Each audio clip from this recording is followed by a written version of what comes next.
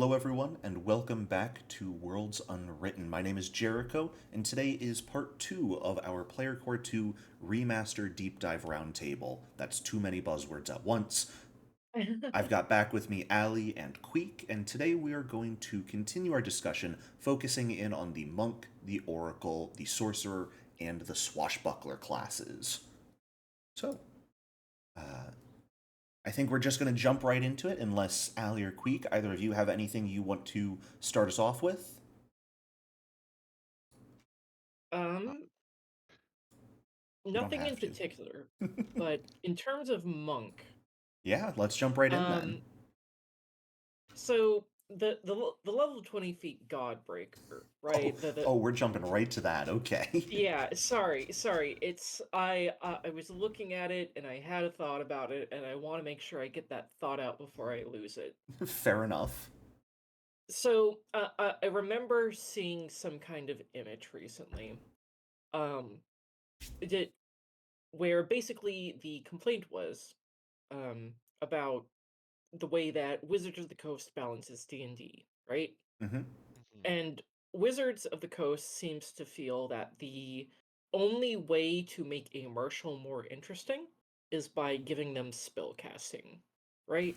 Yeah. Um, and then we look at what Paizo does, and Paizo's like, oh, you want your martial to be interesting? How about a three-action activity called Godbreaker, where you do the most anime nonsense Yeah. possible? And it's like, yes, this is what we're looking for. Right, let me do It, cool, dumb shit. Yeah, I was also reading Godbreaker, and it struck me as something I had seen before somewhere else, and I was like, wait a minute, I've never seen this in a TTRPG before. Nope, like Ali just said, I've seen it in an anime. yeah, it is. I appreciate that Monk has been given the anime vibes. Yes. I also quite like, I'm not sure if you've noticed, the wrestler dedication, if you go down that archetype, can take Godbreaker at 20 as well. Okay, So you are Nice. good. not pigeonholed into Monk if you want to punch someone straight up in the air repeatedly and suplex them into the ground. That is very good to hear. Um, Now, we'll get to it when we come back to feats, but I am of the opinion that Godbreaker is not an amazing ability.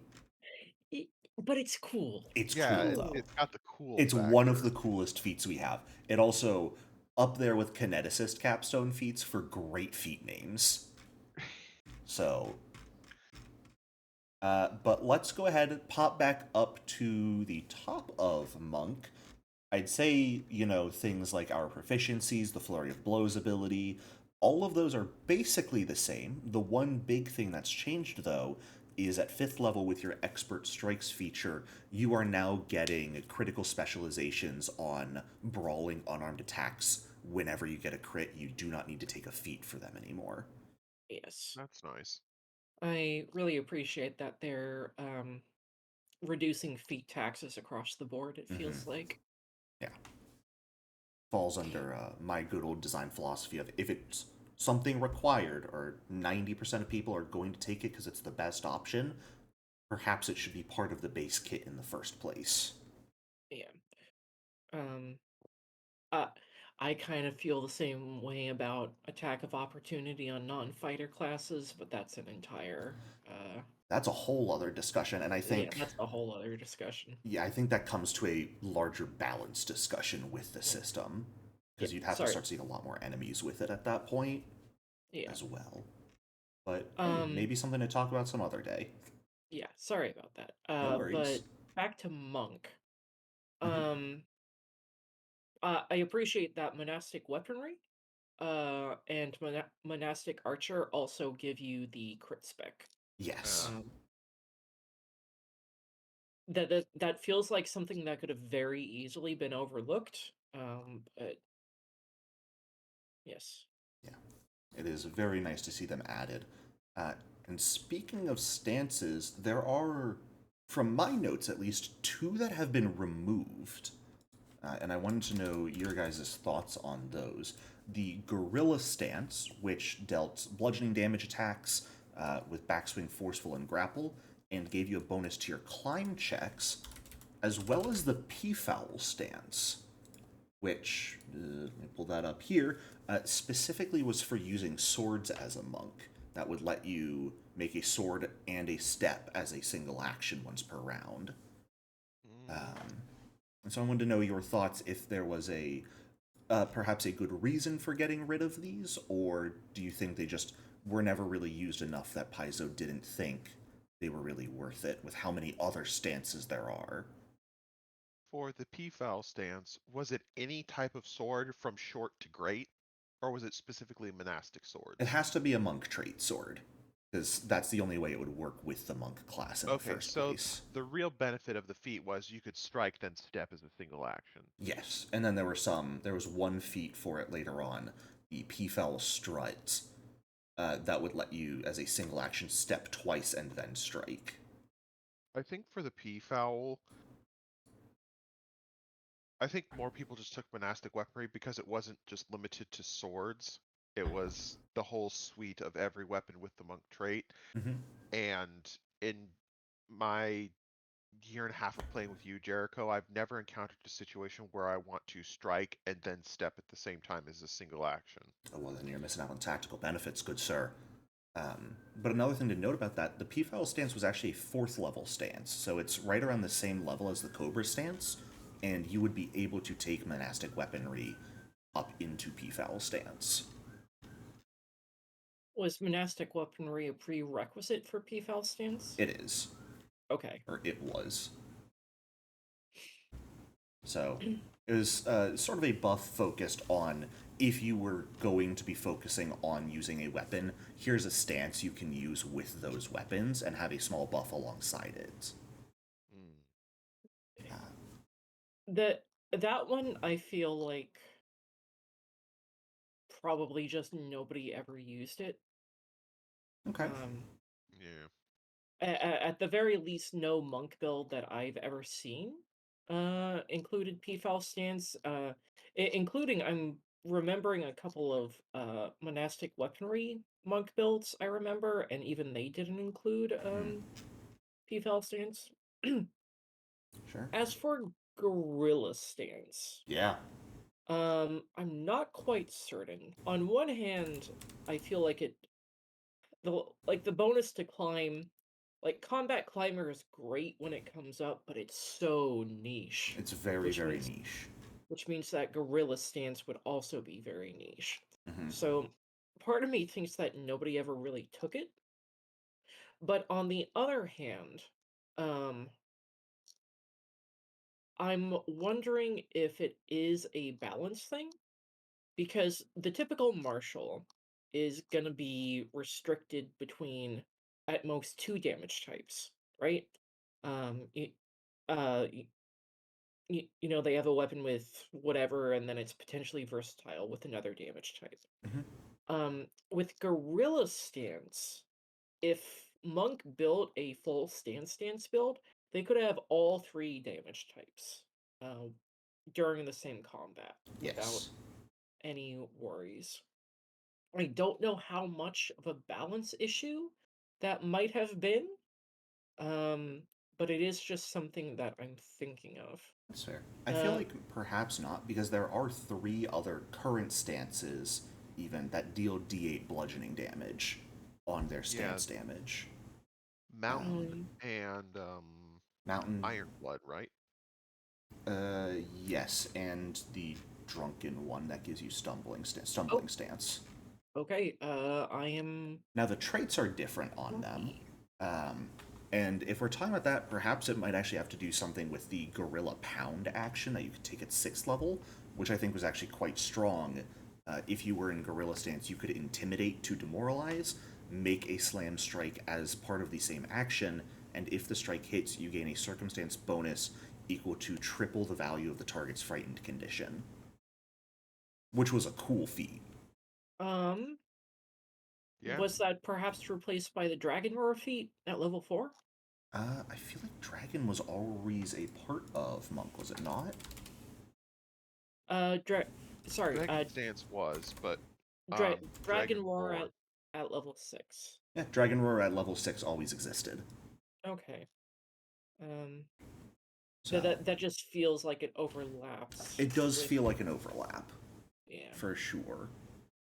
And at which point, I guess, like Dragon Tail, its damage is 1d10 Oh, bludgeoning, so yeah. perhaps it really was a situation of the climb is so niche that everyone would take Dragon over Gorilla stance, and so they just sort of nixed it. Yeah. Could very well be the reason. Ignore what I Yeah. said about the damage types earlier. Completely wrong on my part. Yeah, you can But do all different types. You've got piercing, slashing, and bludgeoning options, but um, yeah, I definitely feel like Dragon is just better gorilla. mhm. We do have a new stance, though, if we pop back down into our feats a little bit here and start taking a look at those. I don't know how good it is, but I'd say it's kind of the P-Foul stance replacement where it requires monastic weaponry. The Shooting Stars stance that lets you use shurikens with your Oh, unarmed attack abilities. what level is that? That is a second level Oh, feat. okay, I see it. And Uh, shurikens, That's of course, being the best weapon in the game, an uncommon thrown weapon with the agile trait that deals 1d4 piercing damage and has a 20-foot range. I mean that's better than daggers with their 10-foot range. So Right. That is very fair. Cool idea. I think it definitely fits the class fantasy still. yes, absolutely. I don't really think it's going to be taken very frequently, but cool It's idea. it's gonna be one of those builds that's like thrown swashbuckler and thrown barbarian. Right. Someone's gonna use it and they're gonna be very happy with it, but they're gonna be a like one person. I almost Yeah. feel like it doesn't need to be a stance, and it should just be an ability you can take that stacks on, because since you can only be in one stance at a time, you have to lose out on any of your other potential abilities. I know stances lock you into the stance's attack, but I feel like it'd be kind of nice if they gave you that attack over any regular unarmed attack, and then something like Shooting Star stance instead let you throw shurikens on top of that. That might be too good, but that's a Yeah. neat idea I Well, had. true. I like it, even though it's very niche. I Hmm. like that Paizo puts niche things in there because they know there's that one person who's always been looking for it and could never find it, Yeah, and then there it is, and they're just going to be so happy. It may not be optimal, but boy, will it be fun. that's fair. Very, very fair. I did not think about that fact. Fun. And that's what we're all here Fun. for. So, give us the fun, cool options, Paizo. Uh, we'll continue with feats here, but the big thing I want to talk about with those feats is how chi spells have been adjusted. Ki, Yes. chi, I don't Yes. know the correct pronunciation. E. Instead of having individual feats for each spell, there are now a series of feats, basic, advanced, master, and grandmaster spells as feats that give you one of two focus spells of your choice at that point. And notably, these don't have the special trait to let you take it again and take the other option, which I think is very interesting. But I'd love to hear your guys' thoughts in general on this big adjustment to Kichi spells. I don't know. Apologies to anyone who Um, knows how to pronounce this correctly. Mhm. um, One, I don't know if this was an intentional design change or if it's maybe I'm just blowing it out of proportion, but when you look in the description of key spells, and when you take the later feats, it says, your DC and your attack modifier go up. Mm-hmm. It does not reference any of the four magical traditions. It just simply says key. So even though it's just wording, it shows that these are not part of the normal magical world. These are something very innate to the individual, and it's separate. It. So, Oh, Allie, go ahead. if you look in key terms in key spells, when you Mm-hmm. gain your first key spell, you decide whether your key spells are divine or occult spells. Oh no, no, no, Yeah, no, no, no. it is I'm magic. sorry.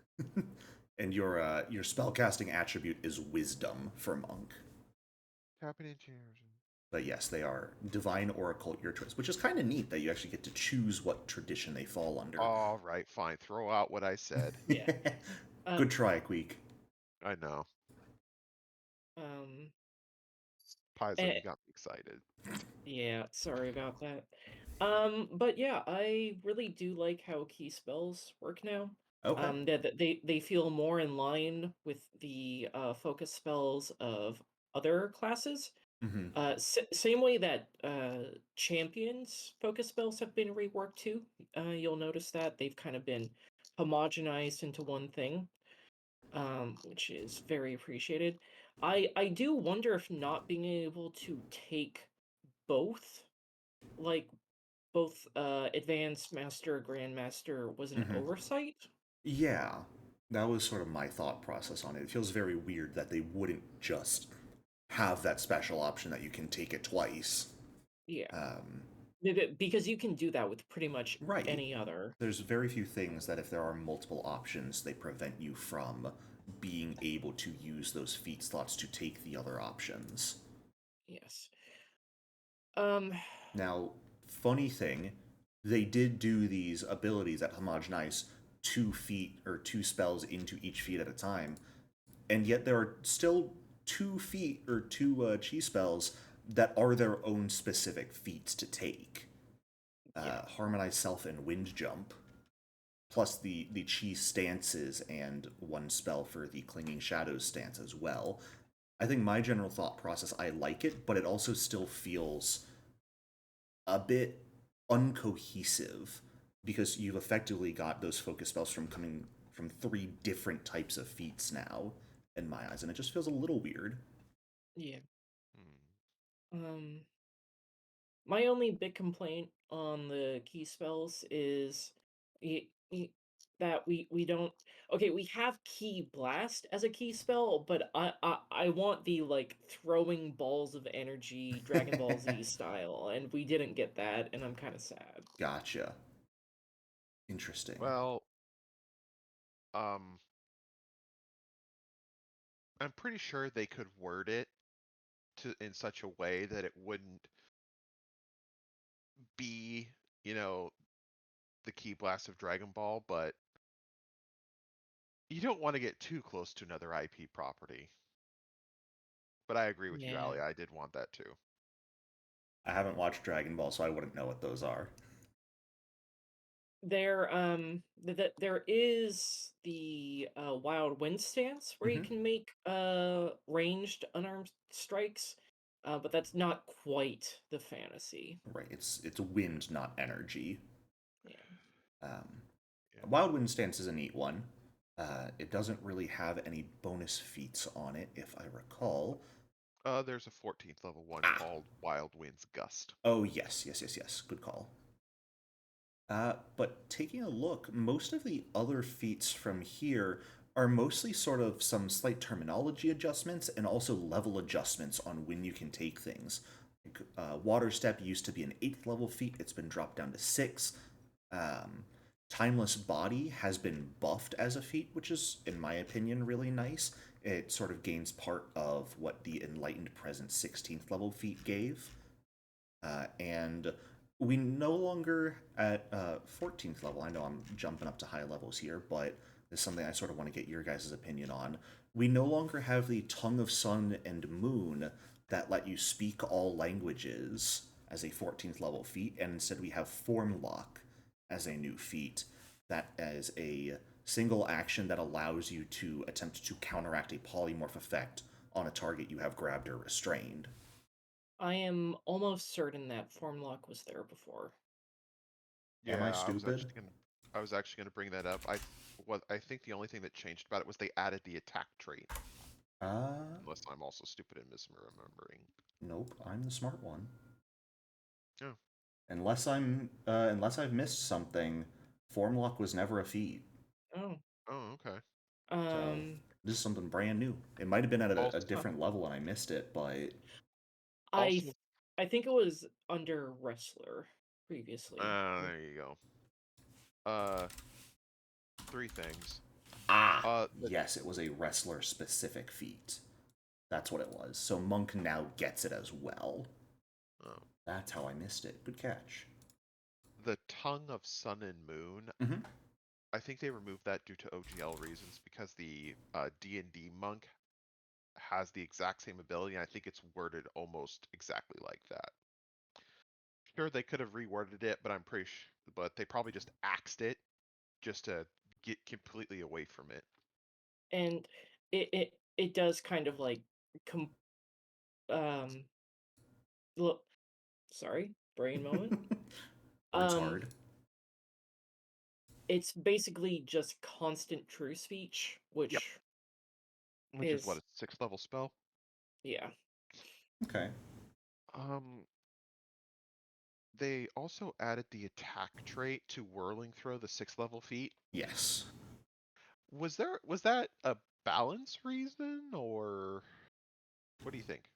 Uh, if you have thoughts, you can go first, Allie, because I've got my own thoughts on it. I have no particular thoughts Okay, on that fair one. enough. Uh, I think objectively, it is something that should have always been on the feet. Um, Okay.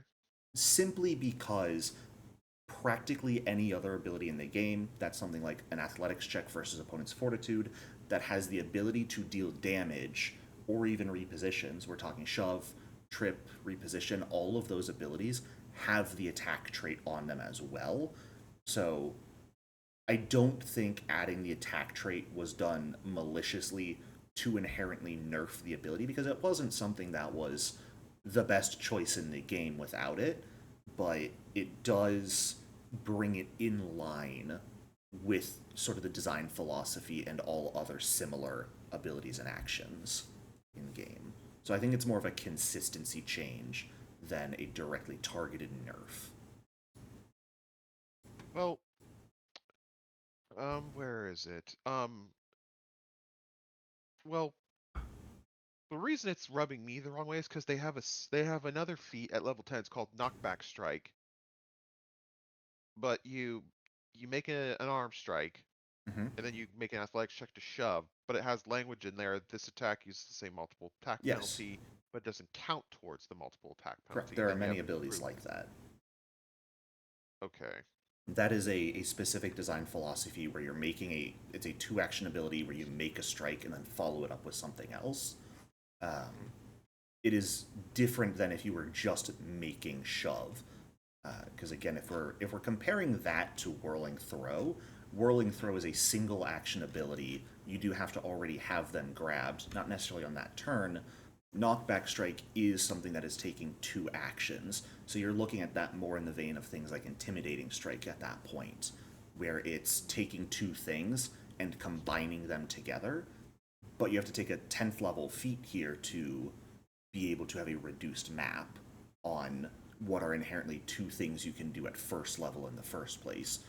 Whirling Throw is a completely new ability, and so it's sort of more in line with those basic abilities you could have taken. I would then imagine if they were following the terminology of Knockback Strike and that thought process, there would be a higher level ability for Whirling Throw that would let you like grapple and then Whirling Throw without increasing map until afterwards. But that would not be part of the basic ability. Okay. At least my thought on the matter. Okay.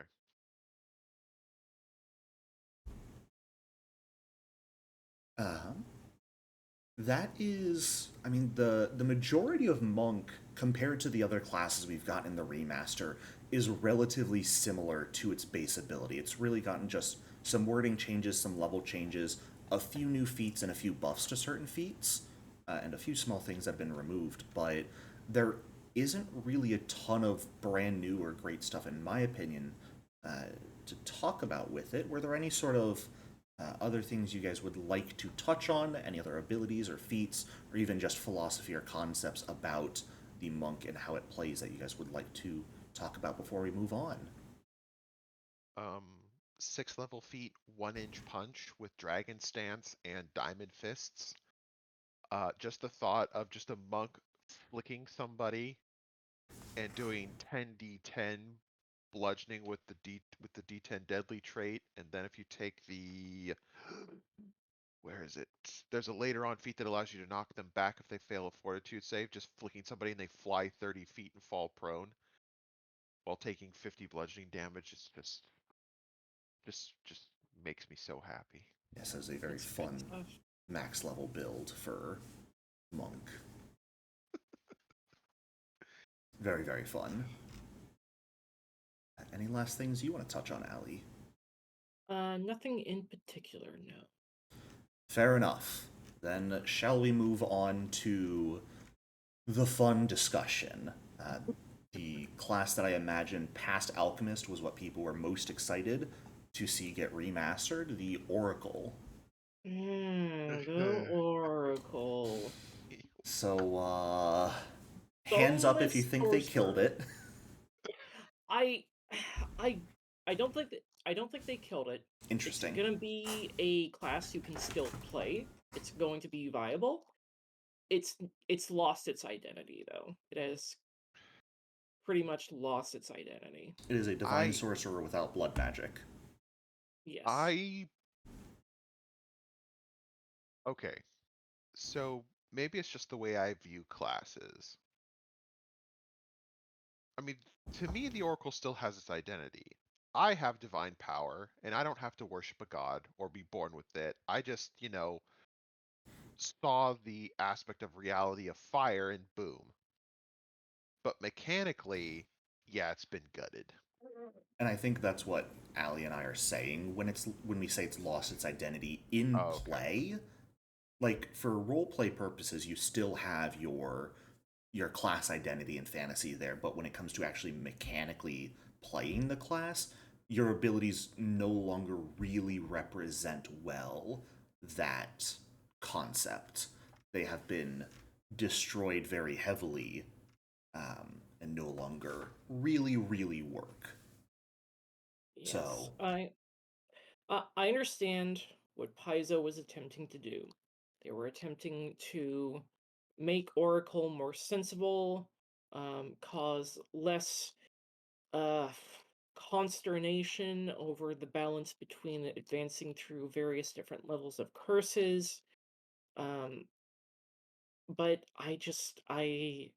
I mean, I'm not a tabletop designer. I don't know how I would have fixed Oracle, mhm. but I know that this kind of feels bad. It doesn't feel good. It definitely feels like they sort of tripped and fell.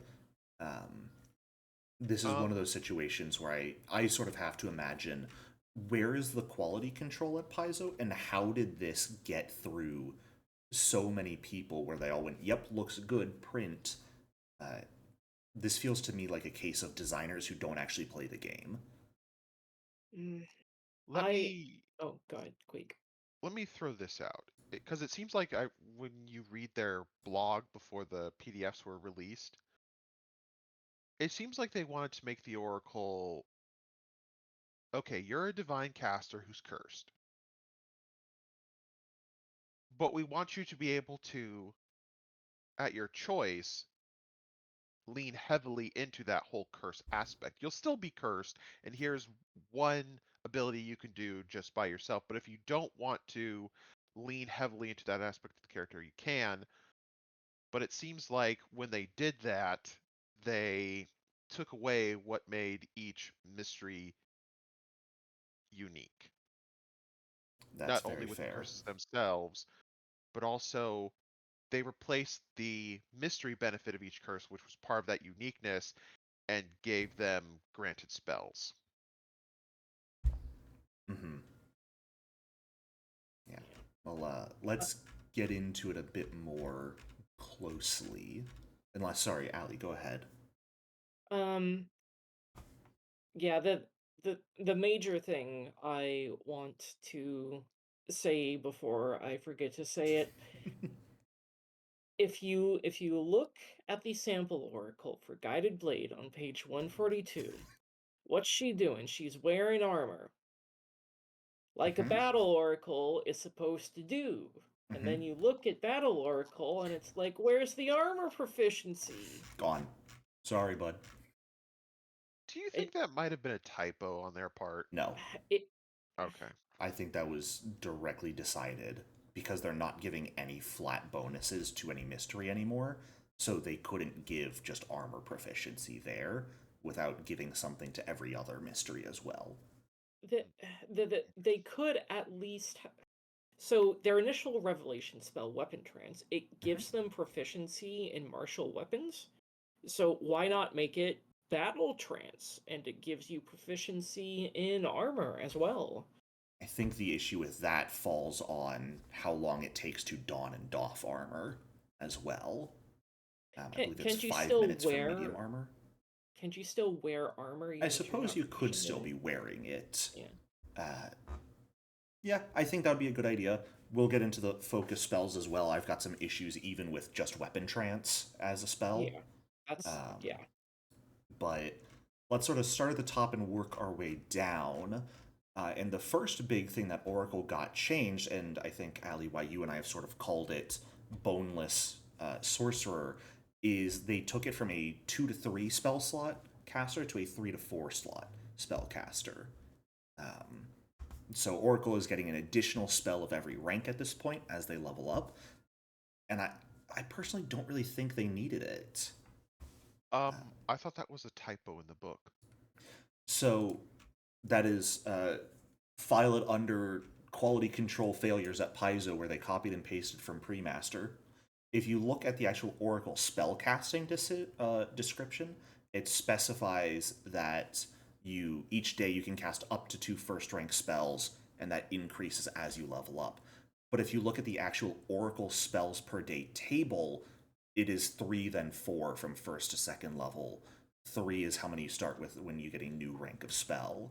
So to me, they very clearly changed that table to update, but they never changed the wording in the Oracle spellcasting feature. Okay, so this is me not knowing this is me not knowing Desizo's Pine Paizo's. decisions? Yeah, that. So it's this table that you go off of instead of the actual text. Yes, because the table or the text only really says, it actually directly says, as you increase in level as an oracle, your number of spells per day increases, as does the highest rank of spells you can cast, as shown on the Oracle spells per day table on page 131. So even the feature itself tells you reference the Oracle spells per day table to determine how many spells you get per day. Oh wow. Okay. So yeah, that is a flat typo in my opinion, where they just forgot to change the wording of Oracle spellcasting to say that each day you can cast up to 3 first rank spells. But that is also just a big change, that it used to be 2 then 3, and it's now 3 then 4. And that is a solid buff to the class, but I'm not really sure it was needed. Yes. Um.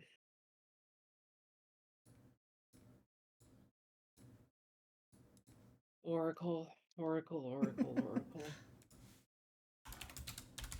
So, Yeah. Okay. the mysteries themselves. So, like we mentioned, there's no longer any just mystery benefit for them. They still grant you your revelation spells, they have related domains, they have a skill they give you, they give you certain spells as you level up as well, added to your repertoire, which kind of strangely, there's a cantrip, a first rank spell, a second rank spell, and then one more of a different rank based off of your mystery.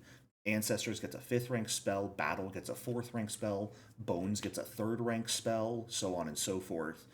Um, which feels like a weird decision. And It then you get a it specific feels first level feat as well.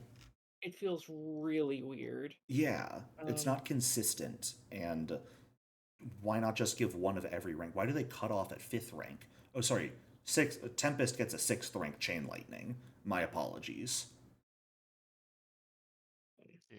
For at least for Tempest, the the spells, like not necessarily Thunderstrike, but like Hydraulic Torrent and Chain Lightning, from researching it myself, people would often use Divine Access to get those two spells to Mm-hmm. thematically fit with it. So it's like those were the picks.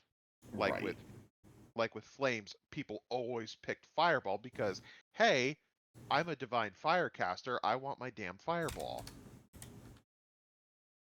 I guess that's fair. I suppose that makes sense that the idea of these granted spells is most of them are spells of different traditions to give you access to them. To me, it just feels weird still. It, yeah. Um, and what you were saying about each of the mysteries no longer having a base mystery benefit, Mm-hmm. I think that's part of what makes them feel Bad. boneless. Yeah. And Like, oh, go ahead. Sorry. no, you go ahead. I was gonna say my conspiracy theory is they got rid of those mystery benefits to give the extra spell slots. That feels like something a designer in my eyes would see as, yeah, that's a fair trade-off. You're losing this buff, but you're getting additional spells instead. It's a fair trade-off in terms of balance, but in terms of Fun. class identity and fun, Mm-hmm. It homogenizes it. Yeah, definitely, definitely.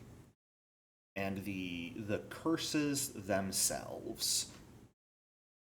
So previously, your curses, of course, gave you minor, major, and minor, moderate, major effects, and these effects would be a mixture of both penalties and buffs. Now they are solely buffs, but they're also kind of, in my opinion, all over the place. Some of them kind of kill certain aspects of your character even further, and others you can basically entirely ignore. I'm looking at yes. you, Flames Oracle. Literally Uh, take a heritage to Jericho, I get actually I resistance. actually found the caveat to that. Oh, If you look at page 132 under Oracular Curse, it is it's in the Oracular Curse list specific. It says, as your curse is a direct result of divine power, you cannot mitigate, reduce, or remove the effects of your curse or any ability with the curse bound trait by any means other than refocusing. that is very awful wording. Who the fuck wrote that? Yeah. Yeah. So, Um, the charm of fire resist won't work on the Flames Oracle. my argument against that is that the curses that give you weakness to specific damage types specifically state that any immunity or resistance to those is suppressed, and Fire Oracle doesn't state that. That is my Yeah. argument for the opposite. It Huh? it might be good to just say in Cursive Engulfing Flames you cannot resist Right. this fire damage or whatever. Yeah, I don't think you should be able to resist it, but I think it needs to be specified there. Yeah. But also similarly, like Life Oracle is something you can basically ignore. Life Oracle. It's a penalty to the hit points you recover equal to your curse bound value times your level. So I mean, at max level, then yes, that is going to be preventing you from healing quite heavily. But at the same time, at low levels, that's a very low penalty to the hit points you're recovering. Hmm. And then Lore Oracle. Cursebound 4 prevents you from casting spells effectively, which is Yep. wild. It's well, one of the problems I had with Pre-Master Oracle was that I felt like it tried to present the curses in a like risk versus reward balancing Mm-hmm. act, but Hmm. generally speaking, you always wanted to go to max curse or Yeah. not enter your curse at all. Yeah, they Like were not balanced well. and Yeah. then there's of course the well, I'll get to that in a moment. Um but much like pre-master curses, like you were saying, Jericho, it like you're either completely fine with the curse penalties in the remaster oracle, or you're like, oh god, I never want to Right. reach any of these curses. Cursebound 2 of Tempest Oracle, previously in Premaster, it made it that any ranged physical attack, I believe, made Yep. either towards or against or by you took a penalty. Now it's just a flat penalty on any ranged attack roll you make, and that is going to include spells. So your spells that target AC are completely, effectively useless to Tempest Oracles now, which I think is crazy. I think. Well, Oh, go ahead. also in for Tempest, your weakness to lightning goes from 2 to 5 plus your level at Cursebound 3. Hmm.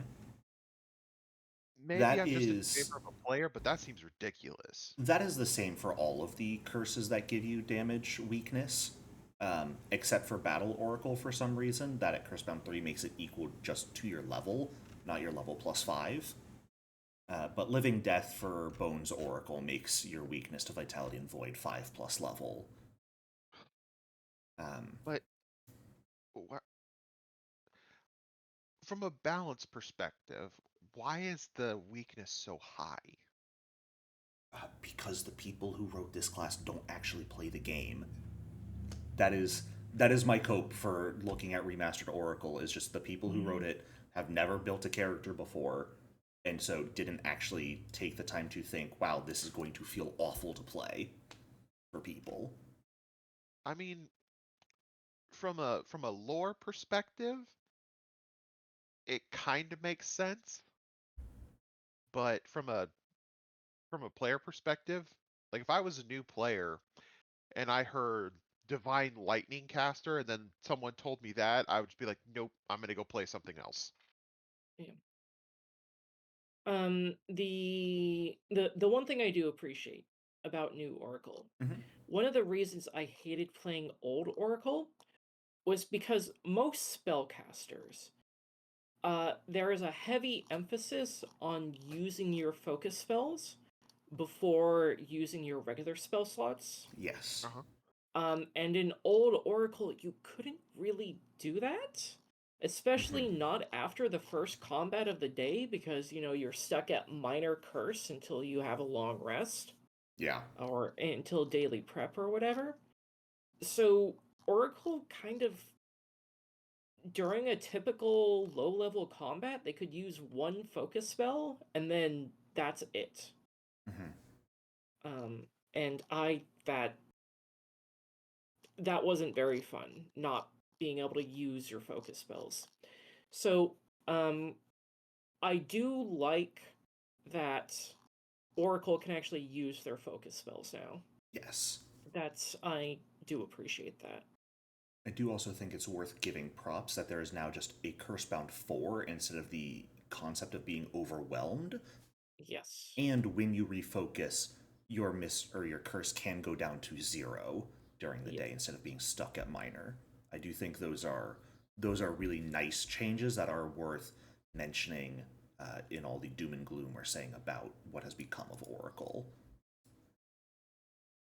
Yeah. So the other aspect now with Oracle, because you're no longer getting your focus spells to increase your curse, is the curse-bound feats themselves. These are all Yes. abilities that are supposed to be, from what we've been told about the Oracle's design philosophy, are supposed to be really strong abilities because you're then going to get a rest of combat penalty that can be pretty bad for the purpose of that as a penalty.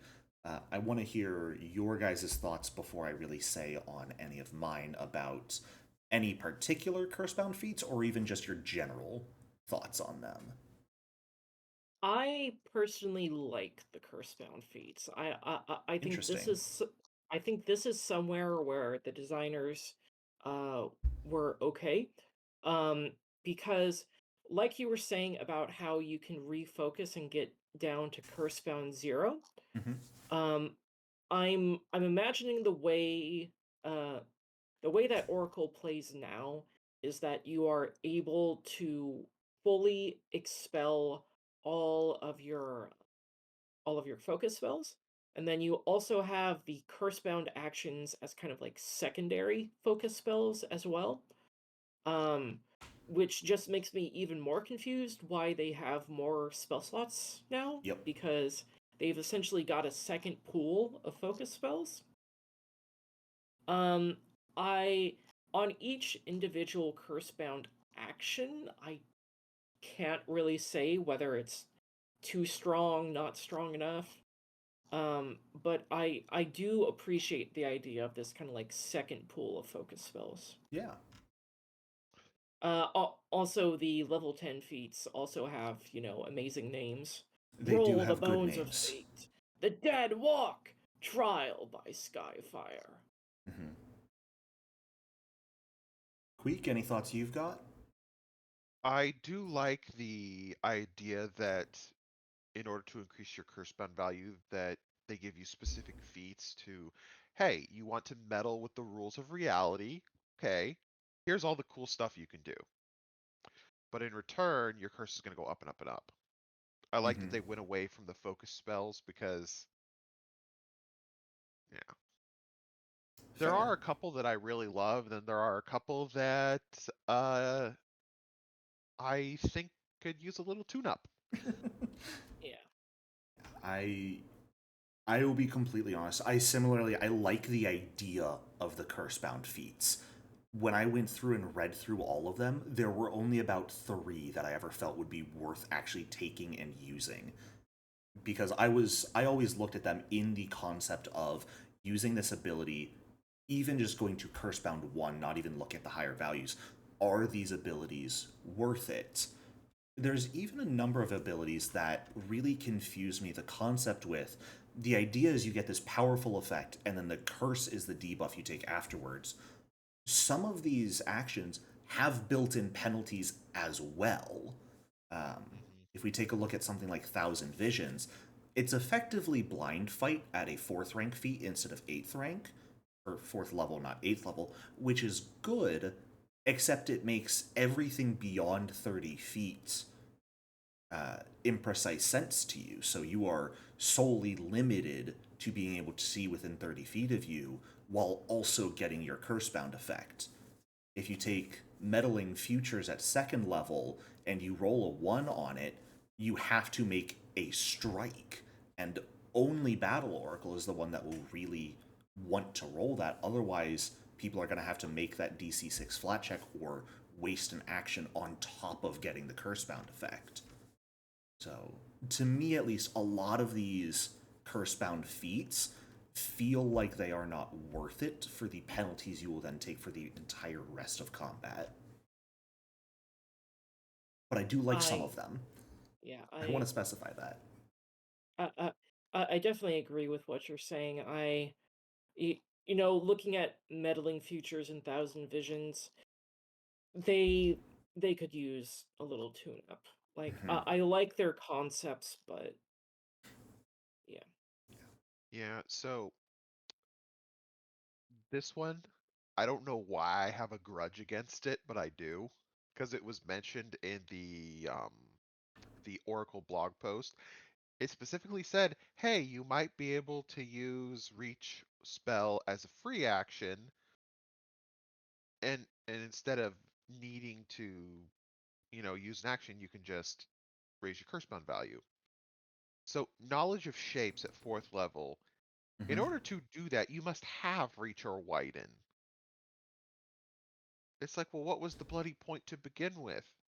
If this is supposed to be the cheating the rules of creation, it should just be knowledge of shapes. There should be no prerequisite, and you could just do it as a free action because you're increasing your curse in order to do this. So, are you saying knowledge of shapes should be built into Reach spell or a Widen spell as they are? Or it No, should no, be its no. I'm own just saying feat that that says you increase your curse and then use the effects of either Reach or Widen spell?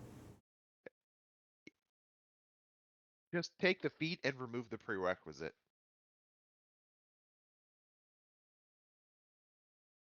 It doesn't like it doesn't feel like I'm bending the rules of reality with this feat. It feels like, hey, you have to know how to already do at least one, and now you can just do it a little faster. That is that is how things work. 99% of the time. If you want to do something better, you got to know how to do it first. I see where I you're do coming understand. from. Yeah, I do I do want to understand say what that. Queek is saying here. Like, Because Paizo, why do you do this to me? there also isn't a way to take a Reach or Widen spell at 1st level. You'll have to use your 2nd level class feat, the first class feat you're going to get, to go back and take those.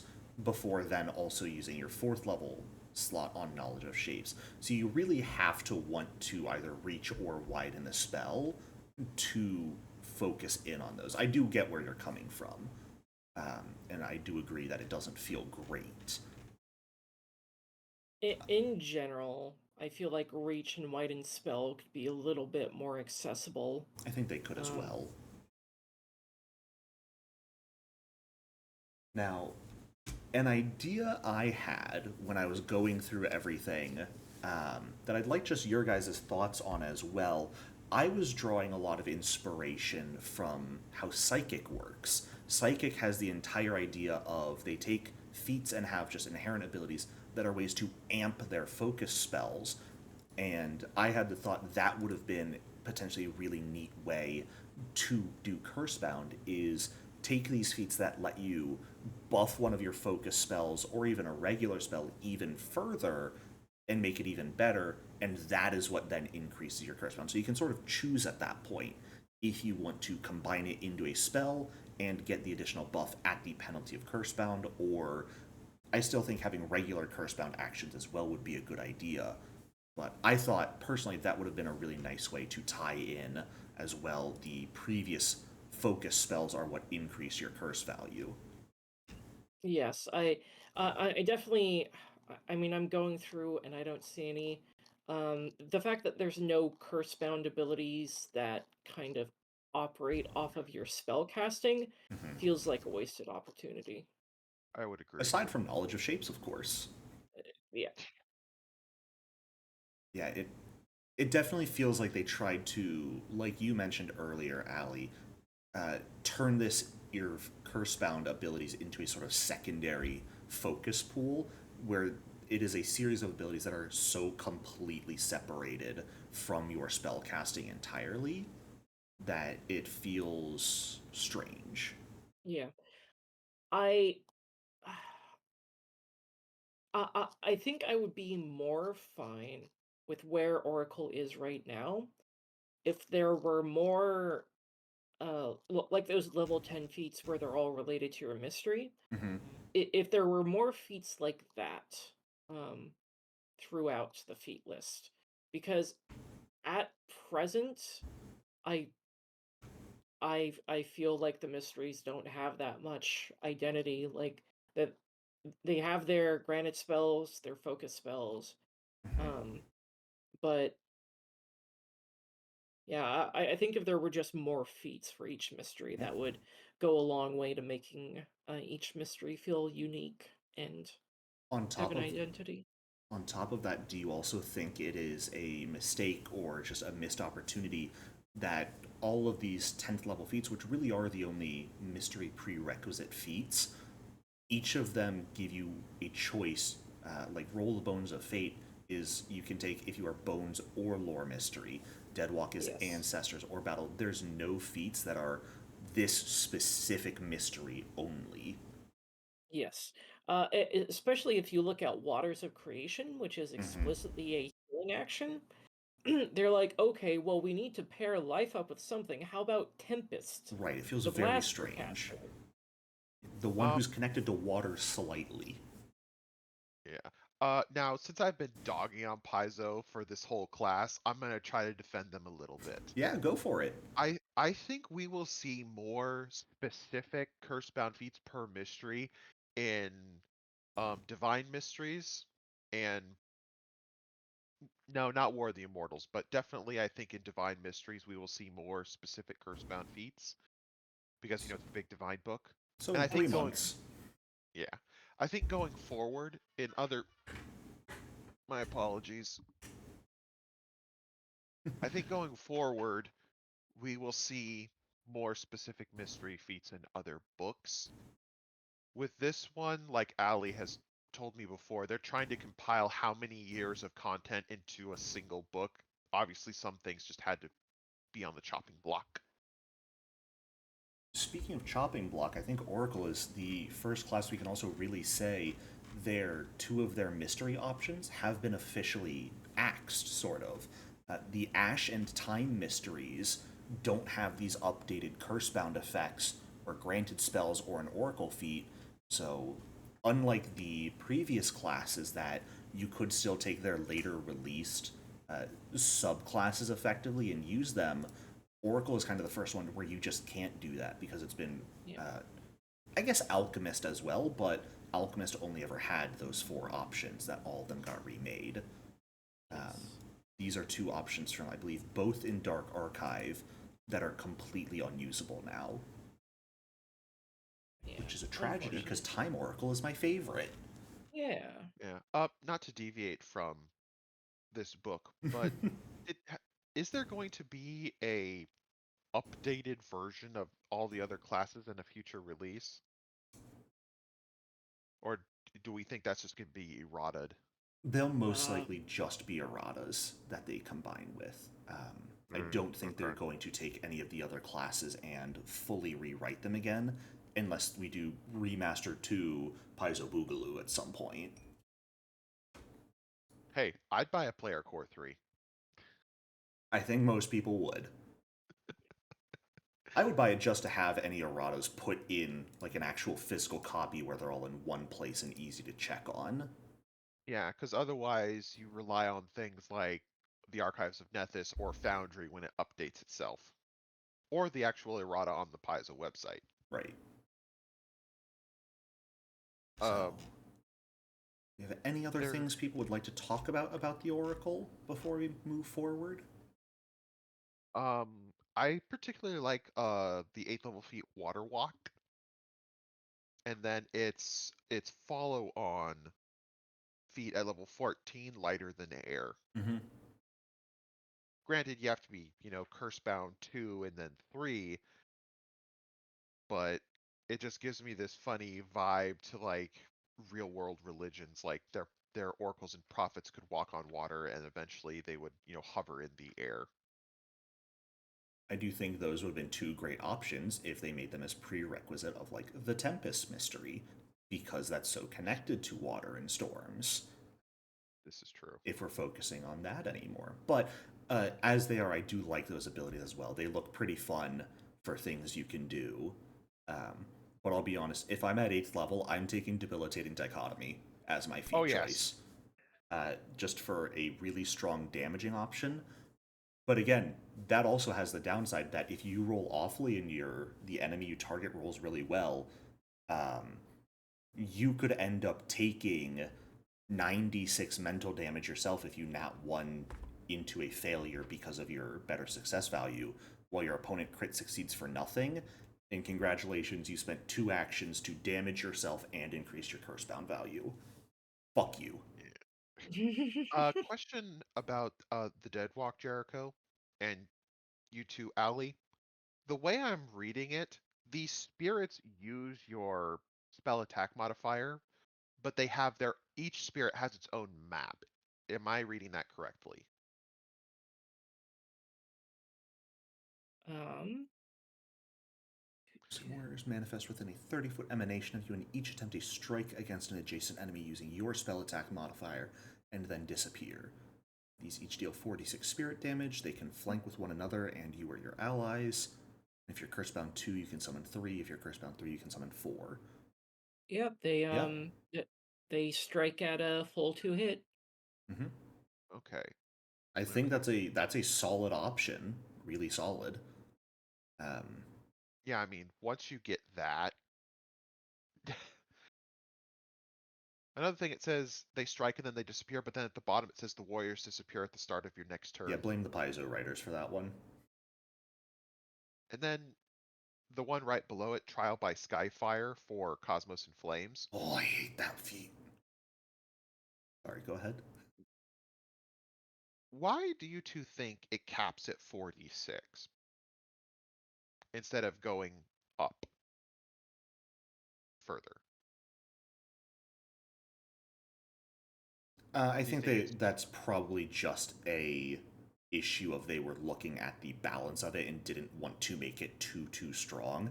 I'm also not sure you would ever really want to use it more yourself if you are taking more than 4d6 damage every turn on yourself, because this is something you specifically cannot exclude yourself from the emanation of. okay? do you think it would have been unbalanced if they had, say, upped the damage 2d6 by every curse bound level you went, but gave it the same, you get 1 degree of success better that debilitating dichotomy has? I think that's something, it's a high enough level feat, and we're getting into the nitty gritty of the math that you would need to more actually test it out and play to see what is really balanced about it and what isn't. I don't think I can give a good option on, what is the sweet spot of making this good but not Okay, overpowered on its damage output. gotcha. Would love to give you a better answer, but I don't think I have seen this enough to be able to comment on that.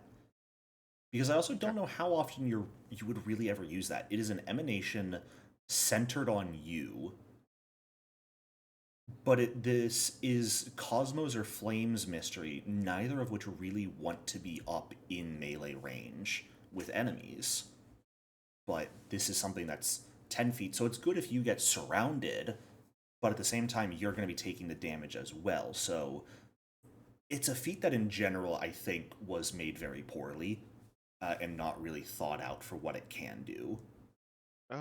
I think if they made it a burst you could place somewhere, but you're still going to take the damage, even if you're not in it, that might have been a bit more effective for what it can do, or Okay. what the idea of it doing is. Unless they changed it, I believe Flames Incendiary Aura Revelation spell combos with it. Basically, it's another emanation around you, and anything that takes fire damage catches on fire and starts taking persistent, but that's already beating a dead horse. You're with that, you are falling into the concept of taking a full, relatively squishy caster and wanting them to be up in melee. And that is always really challenging to balance well. Now, Oracle does get 8 hit points per level instead of 6 like the other casters, but I'm not sure still you would ever want a Oracle at this point to run up into melee if they could help it. So, any last things you would like to talk about, Allie? Nothing in particular, no. All right, then let's jump on down to Sorcerer, the the true classer, the bone-in oracle, one might say. Um, and this one has just been flat buffed. Yeah. Biggest thing, dangerous sorcery has now been baked into your class features as sorcerer's potency. That is even buffed because it will affect healing rolls now instead of just damage. Personally, I think this is a fantastic change. Again, it's something that just about every sorcerer took that I saw, and so putting it as part of their base kit, I think really fits and makes sense for them. It's it's good. Yeah, It's it's good. sorcerer. It sorcerer is sorcerer. It's kind of like monk. They really didn't get many changes. You get sorcerer's potency, and the big changes are to how blood magic works. Yes. It still operates pretty much the same. However, there are now feats that can give you additional blood magic options and some low level feats that are really interacting with this blood magic even further. I so sorcerer is my favorite class in PF2E. Um and I do like what they're doing with blood magic. Mm-hmm.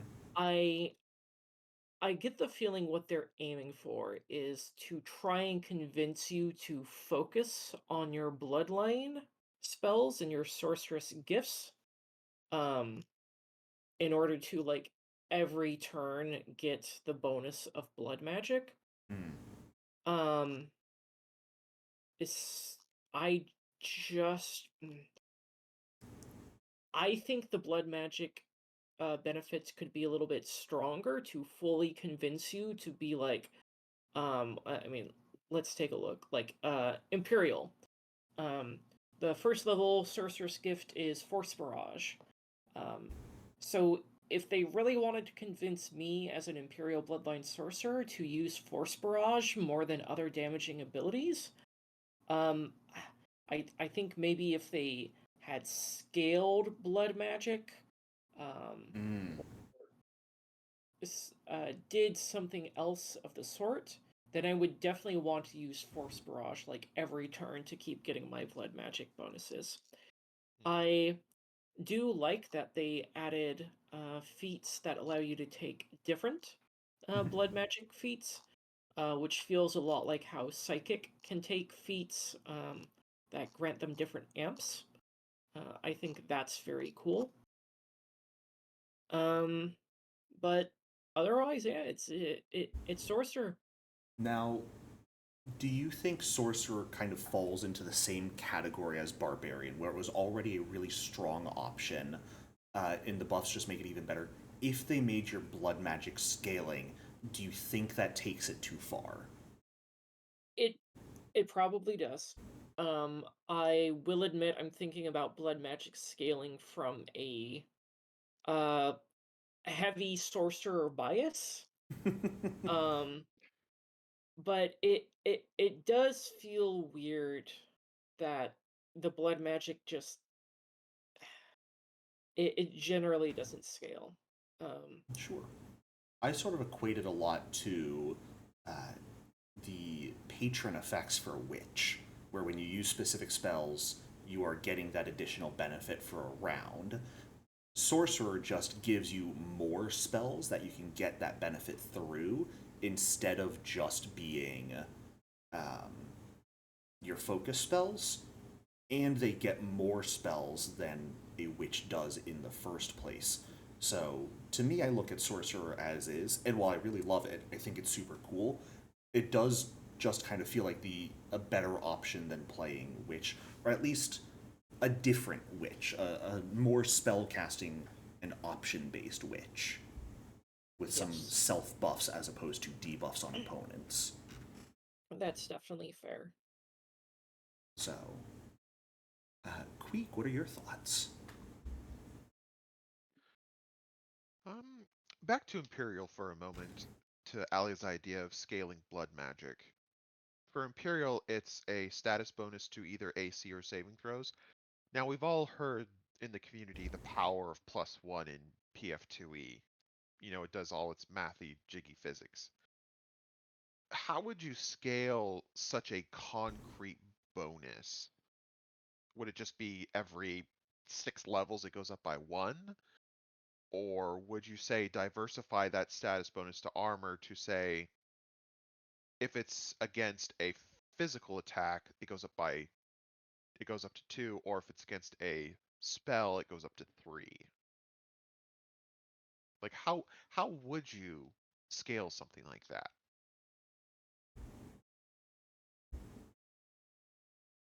Or is that too Um, mathy?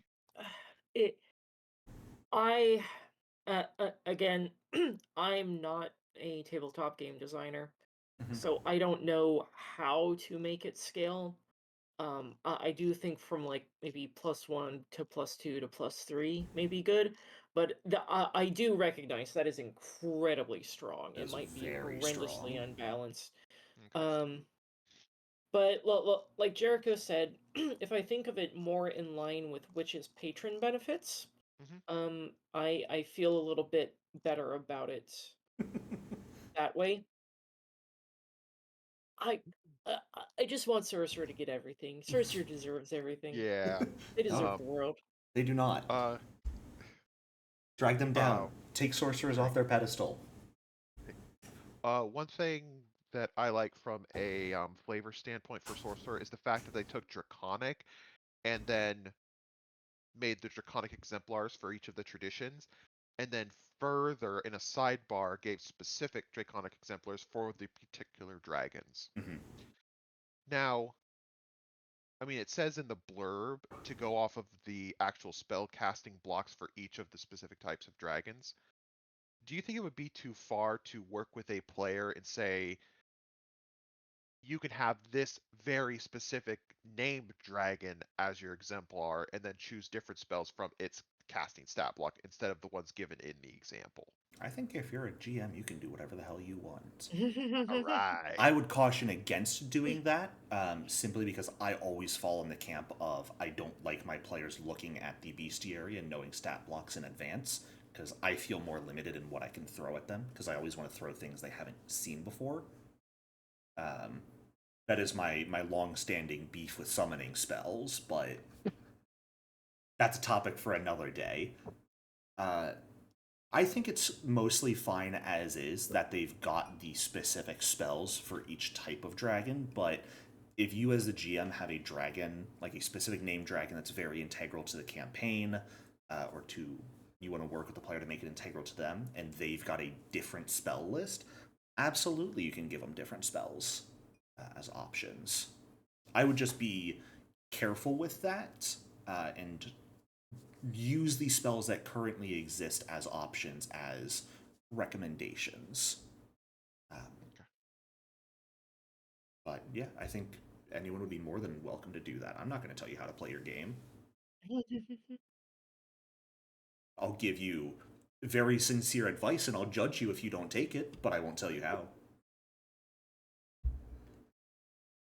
Uh, I mean, Sorcerer kind of feels like Monk. There's not really much to talk about. Most of it is pretty much exactly the same. There are some feat level changes, but mostly there are just the new feats for blood magic. Blood Rising, Tap into Blood, Blessed Out, Blood Sovereignty, and Blood Ascendancy are the 5 new feats that I could find between 1st and 14th level, and all of them I think are pretty solid. Were there any you guys wanted to specifically call out that you really liked, were really excited to potentially take at some point? Um, N- Nothing that's different from pre-master. There's some that are uh, just kind of really good, and they're always going to be really good. Mm-hmm. Effortless concentration, uh, greater mental and vital evolution, just getting more spells. Um, I uh, I do in terms of the different blood magic things. Something like reflect harm at level 14 is honestly fantastic. Yep. Um, explosion of power is it's uh,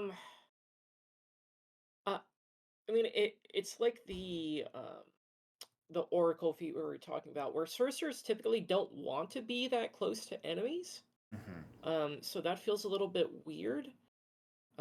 Because trust me, I've tried to build melee sorcerers and they aren't good at it, no matter how hard you try. hmm. Um, But they can be fun. they can. Um, Dragon Claw's Claw Song and something else to fuck around with. We'll have a blast.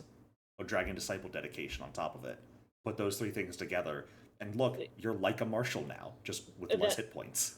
that's the build I tried. It was a bad idea. I dealt very little damage and I got prunked on constantly. Yeah, I just had a sorcerer doing that, and they got TPK'd. Yeah. That was also Um, mostly their fault, but yeah. But like propelling sorcerer at level 2, stepping as a free action, mm-hmm. I think that's pretty significant in terms of being able to get away from Right. like out of melee range and stuff like that. Uh, I do think part of having those new blood magic feats is also what makes it harder to have scaling effects on blood magic, because then each of these feats that give you a new option would have to be able to scale as well. And that feels strange, especially because some of them are really good. Like you mentioned, Reflect Harm might be one of my favorites for new blood magic effects, making it so that if you take a damage from a spell before the beginning of your next turn, you make just a spell attack against the creature, and if you hit, you deal the same amount and type of damage that you just took. yes. That's a phenomenal ability, and if your GM doesn't realize, or like you use that and the GM has their NPCs not necessarily know what that does, they could end up hitting you with a very high rank spell, and completely heavily injuring them in the process. So I do like many of those options, and Reflect Harm there is a really cool one. Though I think one of your other new 14th level options, Blood Ascendancy, is just as good, making it so you can benefit from multiple different blood magic effects at once. So, any last comments people have on Sorcerer? It's good. I love Sorcerer. It's powerful, as it should be. I'm sad, Allie. You got your favorite class and it got buffs. I got my favorite class and it got kicked into the dirt. I'm sorry. This is I sad feel bad Jeriko about Oracle hours. too. I guess I'll have to find a new favorite class. Ugh. No. What are you talking about, Jericho? It's not Oracle for life? It was, but you know, I'm an opportunist. If I see them kicking my boy into the dirt, I'm gonna leave it there and move on to something better. I will not be in a toxic class relationship. I can fix Oh. it. No, I can't. I will just leave it there to die. Anyway, let's move on to our final class of the day and final class of Player Core 2, the Swashbuckler. Everyone's favorite fancy boy who does so many fun things, and has a Princess Bride reference now, making it objectively the best class in the game. So, sorry, every other class, you've been shafted. What is the Princess Bride reference? Let me find it once more. Ba-ba-ba-bum. It's one of the feats, isn't it? Yes, it is a feat that they can take. Where? Get used to disappointment is what it is called. Which on its own is a fantastic feat and fantastic name. It's a 12th level feat that if you are expert in intimidation, when your turn begins and a target within 30 feet of you failed an attack or skill check against you on its last turn, you free action demoralize them. And that's just a fantastic ability. I love it.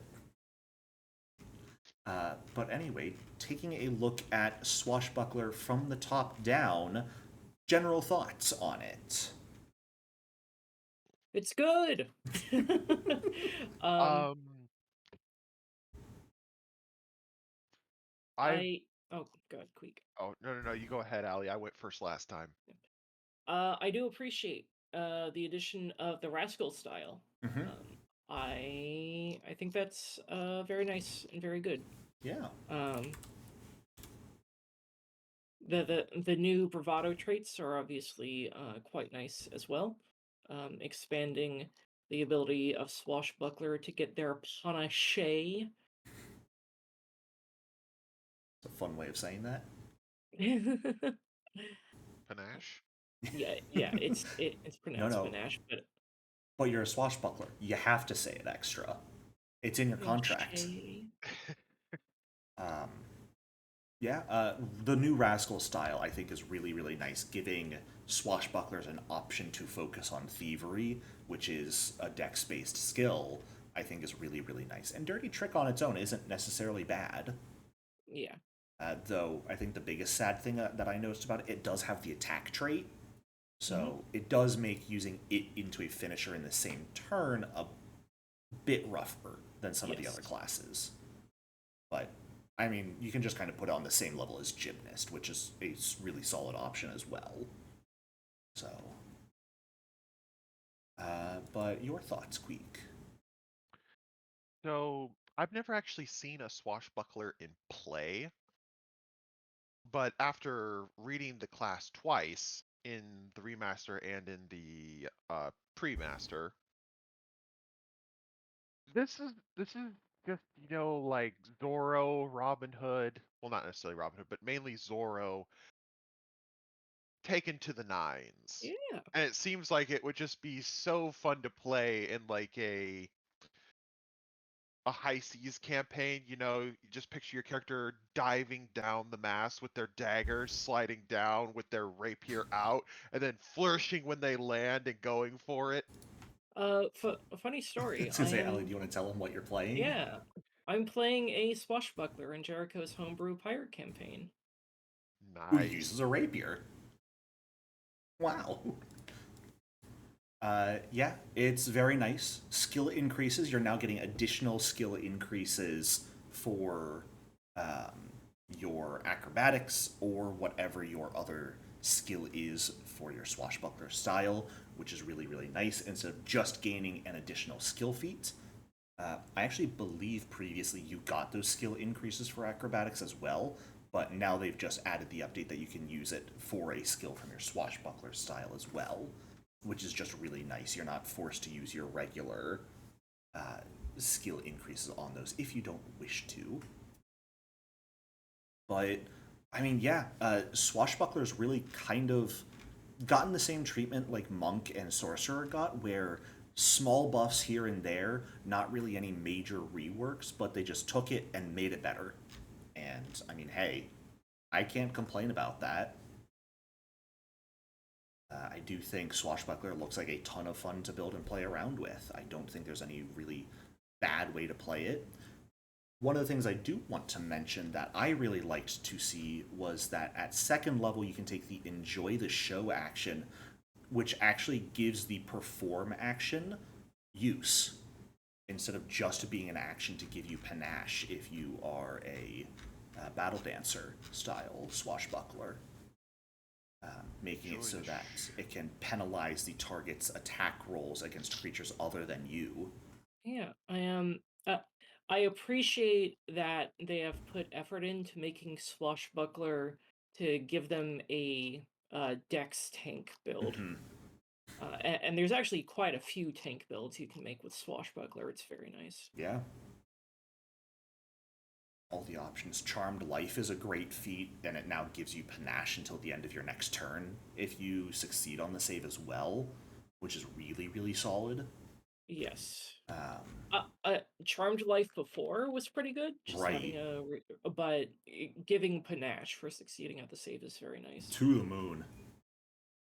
And yeah, Swashbuckler really, I mean, they got a bunch of new low level feats, and pretty much all of them are fun. So I'm really excited to go sit down later and just build a bunch of low level swashbuckler builds to see all the different things I can do with it. So I mean, is there anything really in particular, feat wise, ability wise, that you guys want to call attention to for people, or are we just sort of keeping it in the monk sorcerer net of it's good, play it, figure it out Yeah, yourself? I'm Uh, oh go ahead. just the level 4 feat, swaggering initiative. If you don't take this, what are you doing? You gotta let them know who's really in charge in this combat.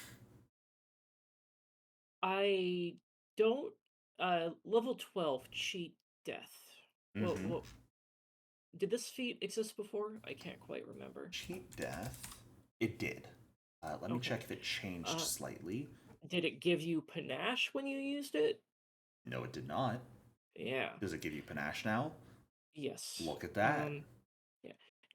Generally speaking, you you taking a look around just throughout all these feats, I really appreciate the fact that they have given you a million ways to gain panache so Mm-hmm. that it's not just the uh, loop of okay, do my style action, make a finisher, do my style action, make a finisher. Yeah. They have added a lot of different ways to get panache so that Swashbuckler can actually play differently on any given turn rather than just doing the same kind of cycle. Right. I do. I'm very happy with those options. And the vast majority of the new stuff they've added are sufficiently flamboyant for Swashbuckler that really Yes. get you into that mindset of I'm not just and someone who's going to attack, but I'm someone who is sort of making my presence known on the battlefield If we Yes. don't kill them, they're gonna remember me, whether they want to or not. It's always my favorite part. If you perform normally, the crit success is that anyone who sees it will tell tales about it. So that's always a funny little thing if you are a not gymnast, battle dancer, even though fascinating performance and fascination are still bad. But hey, you can perform and sing your heart out. Um, question. Did Swashbuckler always have, I can't remember, the Keen Flare 15th level feature for the critical success on a 19? I believe they did. Okay. Yes. When you strike with a weapon or unarmed attack at which you have master proficiency, if you roll a 19 on the die and the roll is a success, you critically succeed instead. Yeah. I do like that that doesn't require you have panache at the time as well. That's just solid for in general. I think that would be a restriction that's not necessary. So good choice on that. I really don't think Swashbuckler actually had any major changes in their proficiencies and leveling features, aside from the slight buff to vivacious speed and your stylish tricks. So, but I think if there's nothing else, that's probably going to do it for today. Okay. So, Queek and Allie, any final thoughts about the classes we've talked about today? Monk, Oracle, Sorcerer, Swashbuckler? Yeah, I feel like we're maybe a bit more harsh on Oracle than it necessarily deserves. It's not in a great spot, but it is playable. If you want to play an Oracle, play an Oracle. There's still a class fantasy to be had there that you can enjoy. It's just not what we were hoping it would end up as. I think that's a very fair way of putting that. Um, and Sorcerer and Swashbuckler are good. I'm glad they're gooder. Monk exists. Monk I'll exists. continue to forget about it. For me, Sorcerer, I mean, what's not to love? Swashbuckler, though I've never played it, I'm now more excited to get the chance to play one in the future. Oracle, my beloved Oracle. Even with everything that's happened, still my favorite Divine Spontaneous caster. I still love its flavor and its roleplay opportunities. And I'm going to hold out a cautious hope that Paizo puts out some errata and updates the feats later on. And Monk is Monk. Monk is monk. Monk is monk is monk. Will always be a monk. Will always exist. And hey, it got some cool updates too. It did. Well, all right. Thank you both for joining me today. Thank you for finishing up this discussion as well. And to anyone who's watched this long, I hope you enjoyed. And same shit as last time. Like, subscribe, comment. I want to hear what you got to say. And if you've got any ideas you'd like to hear about us talk about other things, Player Core 2 has spells, ancestries, backgrounds, archetypes, even held the new and updated magic items and treasure in there. If there are things you would like to hear us talk about, let us know. We'd love to continue having these discussions. At least I would. I don't know about you two. Oh, I would love to deep dive into the ancestries with you. Fantastic. Yes. Absolutely. Well, then perhaps we'll look into doing that in the coming days. But in the meantime, thank you for being here, both the two of you and anyone watching. Once more, Allie's GMing link will be down in the description alongside mine. Queek, you're not a professional GM, so I got nothing for you. Sorry. You can get a shout out. I'm not posting your socials though. But that's going to do it for us today. Thank you and bye.